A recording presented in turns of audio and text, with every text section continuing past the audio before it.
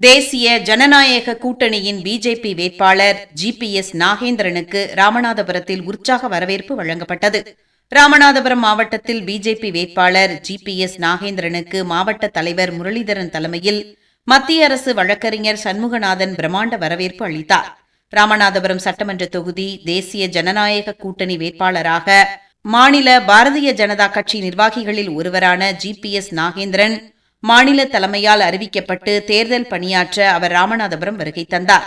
அவருக்கு ராமநாதபுரம் எல்கையான அச்சுந்தன் வயலில் மாவட்ட தலைவர் முரளிதரன் தலைமையில் மத்திய அரசு வழக்கறிஞர் சண்முகநாதன் மற்றும் தேர்தல் பணிக்குழுவின் சார்பில் வரவேற்பு அளிக்கப்பட்டது. இதில் நூற்றுக்கணக்கான பிஜேபி மற்றும் தோழமை கட்சியினர் திரளாக கலந்து கொண்டனர். இதனையடுத்து வழிவிடு முருகன் கோவிலுக்கு வந்து முருகனை தரிசித்துவிட்டு வாக்கு சேகரிக்க புறப்பட்டு சென்றார். பாரத பிரதமர் நரேந்திர மோடி அவர்களுக்கும் தமிழ்நாடு பாரதிய ஜனதா தலைவர் திரு நயினா நாகேந்திரன் அவர்களுக்கும் மத்திய இணையமைச்சர் திரு எல் முருகன் அவர்களுக்கும் ஐயா எடப்பாடி அவர்களுக்கும் மற்றும் அமித்ஷாஜி அவர்களுக்கும் மற்றும் ராமநாதபுரம் மாவட்ட தலைவர் எங்கள் கட்சியை சேர்ந்த அண்ணன் முரளிதரன் அவர்களுக்கும் அண்ணா திராவிட முன்னேற்ற கழகத்தினுடைய மாவட்ட செயலாளர் அண்ணன் முனியசாமி அவர்களுக்கும் அமமுக கட்சியைச் சேர்ந்த மாவட்ட செயலாளர் அண்ணன் எம்எல்ஏ எக்ஸ்-எம்எல்ஏ முருகன் அவர்களுக்கும் எனது மனமார்ந்த நன்றியை தெரிவித்துக் கொள்கின்றேன். அதாவது இந்த சட்டமன்றத்தில் இன்னைக்கு எனக்கு கொடுத்த வாய்ப்பு ராமநாதபுரம் மக்களுக்கு கொடுத்த வாய்ப்பு நினைக்கிறேன். ஏன்னா ஏதோ காரணமாக தான் இந்த முருகன் வந்து என்னை கொண்டு வந்துருக்காங்க. ஏன்னா ராமநாதபுரம் மாவட்டத்தை காப்பாற்றலைன்னா இனிமே அழிவுக்கு எல்லைக்கு போயிட்டோம். இந்த எல்லையிலேருந்து காப்பாற்றணும்.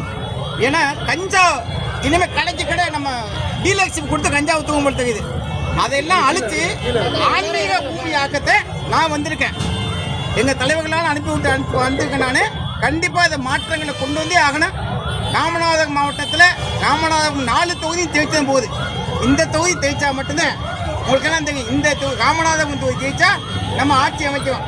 என்டிஏவுடைய அண்ணன் எடப்பாடி அவர்கள் இந்த வட்டம் ஆட்சி கட்டில் அமைக்க போகிறாங்க. ராமநாதபுரம் மாவட்டத்தை நம்ம எல்லாரும் சேர்ந்து ஜெயிக்க போகிறோம்.